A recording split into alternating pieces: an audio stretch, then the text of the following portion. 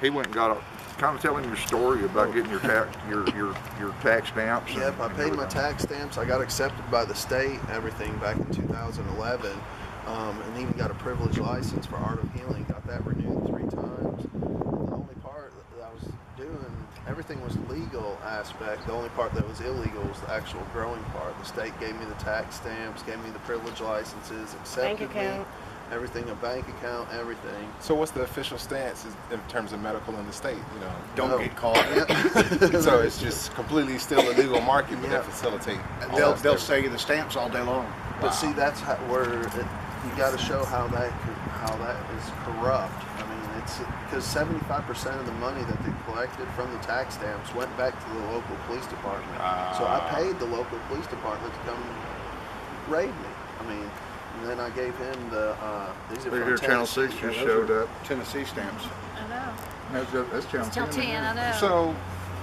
So rather than arresting you and straining the money out of you that way, they just went ahead and have you give the money. Well, they liked both sides of that game now. They went from one side to the other. Wow. So they know that it's good money that can be made in a legitimate way. Yeah. You know, that could be obviously shown. It's going back to the police department too. Do you see what I'm saying? So really, if you can help the police department out and then let them go concentrate on some true crime, Right. Well, my understanding is they knew exactly what Todd was doing. He was upfront and open with what he was doing. Yet, despite the fact that he was being upfront and everything, when they decided that they were going to raid him, instead of doing a knock on the door, correct me if I get wrong, instead of doing a knock on the door and saying, "Hey, we got a warrant. You know, we know that you're doing this, you know, by admission, whatever," they did the whole gamut of tactical procedure. You know, beating his doors in, you know, that sort of thing, terrorizing his family, and the whole shebang. 4 teenagers in the house. My youngest daughter had an AR-15. Oh gosh. You thought done everything legally. Like he says, I was up front. Yeah, How much more upfront can there you was be no when the secrecy. check you're buying, your stamps and business license and everything else, says Blue Ridge Medical Cannabis Research Corporation? How more upfront does it get? You're cashing this check, dude. Yes. You've got to know what's going on. So it's pretty much the same risk that you know, anybody, let's say in Washington State this month, when they get up and running, the state's letting them do this, and a promise is there from the federal government they won't do that same thing. Yeah. But if they change their mind tomorrow, you're still going to worry about that. It's just that in your state, they're doing that to you as well. Yeah. But see, then it comes to the court thing that says how we're the defendant, and then that they're the victim. Now, how can the state be the victim? Do you see what I'm saying? If the state was accepting all this, They accepted the money. Yeah, everything. So the state actually can't be the victim in the crime. And so that's why I'm hitting a different angle. I mean, because they didn't want to listen to us over there. There's 3 bills that tried passing in the Rules Committee. They all died in the Rules Committee. Well, guess what? The person that is the chairman on the Rules Committee that controls where the bills go owns a bond company. He's received over $7,500 from me to bond me out. So why would he want to pass a bill that would make his business or his son be unemployed? You see what I'm saying? So that's how you've got to show how corrupt the system is too. What were the bills? Were they medical, full access, or what? Medical. 3 medical bills that just died in the Rules Committee. And it's Senator Apodaca that has control of that. He's right there in my area. But see, that's just corrupt. We all have a U.S. Senator over there that's in favor of medical. You know, I don't know what part of the state he is in, but I remember seeing him come out, and just a U.S. Senator, not a state senator, but a U.S. Senator. The one that's trying to run for the U.S. Senate, the Republican ticket, is Greg Brandon. That's the one that we really need. Yeah, I've seen pictures with you, with him. Yeah. So you got Republicans that are along with God. Yes. That's our hurdle here. That's what we. Democrats support HB 1385. They'll come out and give speeches. Is there libertarians over here at all? Yeah, but it's so small. And they're having a convention this coming week. Where at? Somewhere here in Knoxville. So if we can get those Republican congressmen, senators, representatives to show that you can do this and not go against conservative principles. But now, do you have any children over here? See, that's the thing that's That's really what you need. Children? Oh man, We got Sad two but here true. today wearing right this now. Tim Bogus. Yeah. But I mean, as far as like, are they coming to these things to talk? Yes. They Yeah, are. Yeah, we got two of them here The today. organizers, Miss Ginger, right? Her son Corbin's here. Exactly See, what you that's need. awesome. That's unfortunately, Is that- it's sad but true. People will pay more attention to sick children. Yeah, Yeah. But Sad but true. you don't have to trump it up though. It's real. Epilepsy, exactly. cancer, Exactly. all these issues are His really little girl is affecting kids. bald right now. From cancer. She Yeah. got diagnosed with cancer just the day before Thanksgiving. What kind? So, ovarian. Wow. So besides having a gun on her head last year, she got diagnosed with cancer too. So it's been only 14. Oh She my lost gosh. both ovaries. It's crazy, and we all know firsthand. I mean, from my experience, what the plant will do. Right. Yes. You know, I mean, he, like I said, when I tell people he helped save my life, I'm not kidding. This is Ziggy. Tell your story here to Ziggy in regards to your cancer. Well, I was diagnosed in 2011 with stage 3 inoperable lung cancer. My surgeon literally said, "Go get your affairs in order." At which time I immediately started ingesting as much cannabis as I possibly could. They said I would be addicted to pain pills, I would need feeding tubes, and I would lose tons of weight and be hospitalized for most of it. I never once threw up. I never once needed their pain pills, and I gained 20 pounds on chemotherapy. So all ingested. I did everything from vaporizing it to eating and juicing the raw plant material. You name it, I took it. Got you. And in your state, you know, again, kind of talk more about whether the licensing is kind of condoned by the state. It was coming from the Blue Ridge Medical Cannabis Research Corporation. I don't know how much more legal you can get. And then now they want to say, well, he's a criminal and we all have to go underground. And that's what we've got to change some laws. We've got to get people, when people realize that you can save lives with one of God's little green plants. That's the idea, right? Yeah. But with us asking for the cannabinoids for our daughter, we had the Child Protective Service call. That was, Oh my that was a God. question a lot of people are really curious about. So what, have you gotten threats or ultimatums around this? Well, or they what? came to us, but see, we showed them the legal paperwork for everything. You see what I'm saying? Because we were trying to get into a program which was called the CAM program, which is a complementary and alternative medicine program. And that's through the National Institute of Health, so it's a legal program. We asked for that. They would not give it to us. And I told the doctor to grow some balls and put the application in. And just by me saying that words, just those words, he called the CPS on us. So the first day of chemotherapy, my daughter, had CPS there, and plus she had the adverse reaction to the 3 medicines, which were the antiemetic medicines, which is like an anti-nauseating medicine that I told them not to give her. And what the adverse reaction was that she turned flush and she couldn't breathe.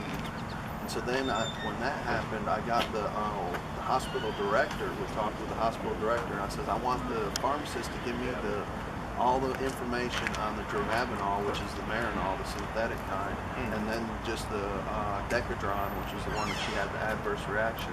So with the Decadron, there's 102 adverse reactions.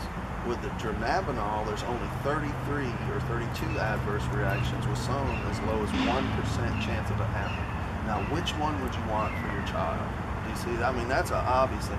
And see, then that's only one of those 3 that they've got to use in combination for it to really work, when you could only be using one that only has 32 to 33 adverse reactions. So that's where you got to sort of hold the doctors responsible. Well, Dronabinol, from what I've read, same thing as Marinol, will in healthy people that don't have seizure issues can actually have seizures brought on by the Dronabinol, which is all THC. There's no cannabidiol or any other the compound constituents in Marinol.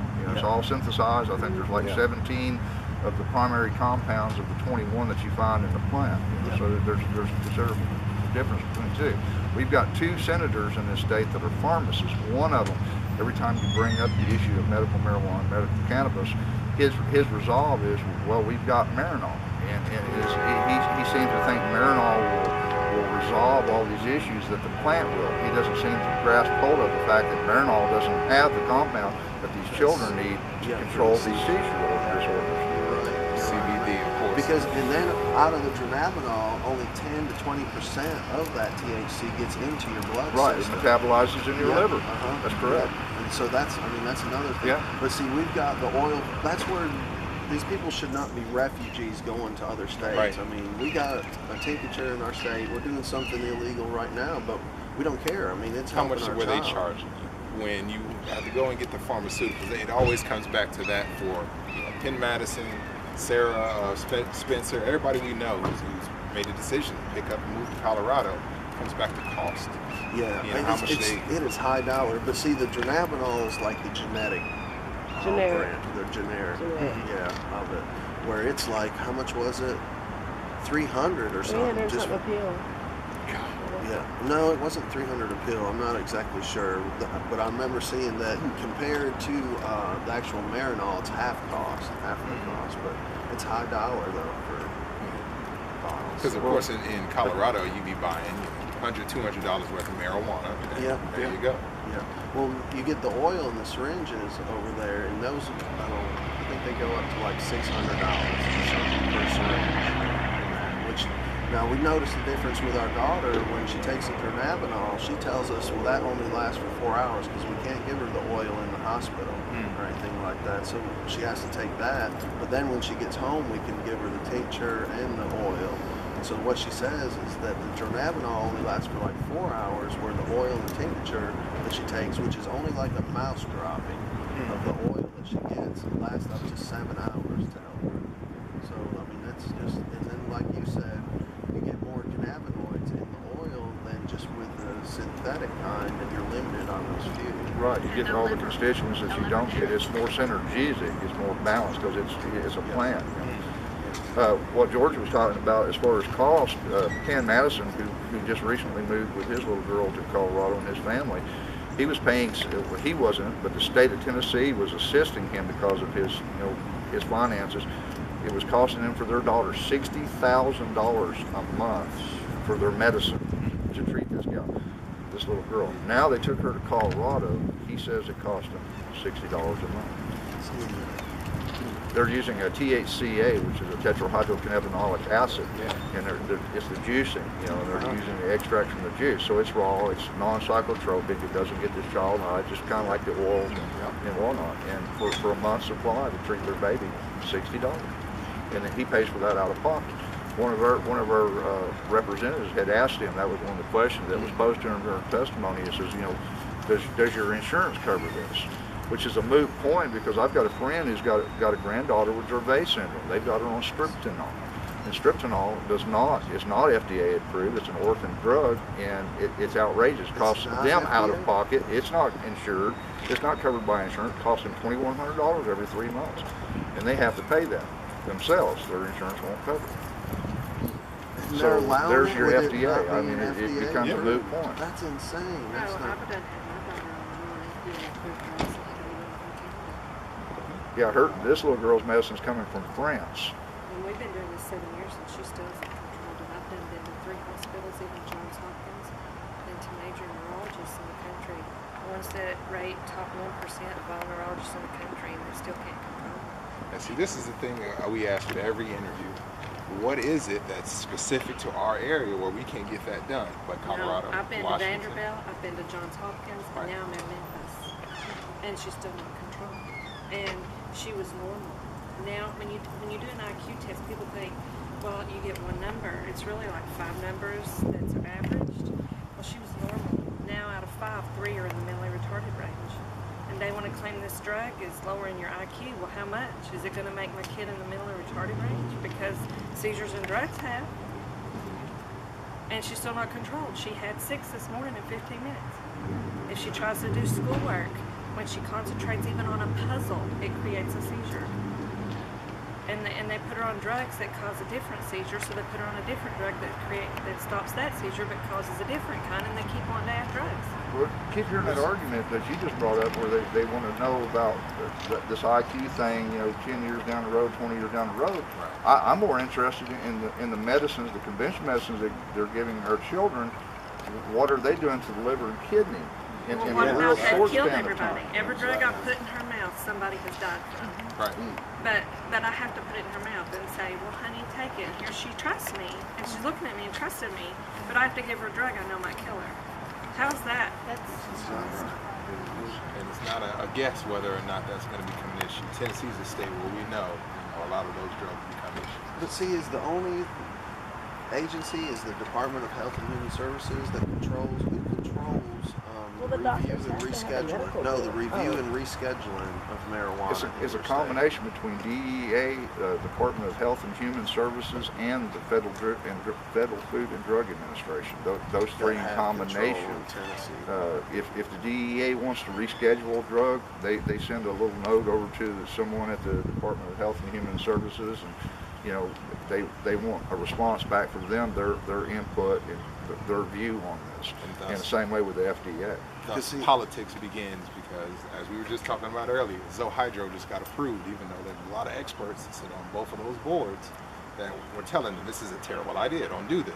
It came out in March. Yeah, people working with the FDI within that agency were advising, say, this is something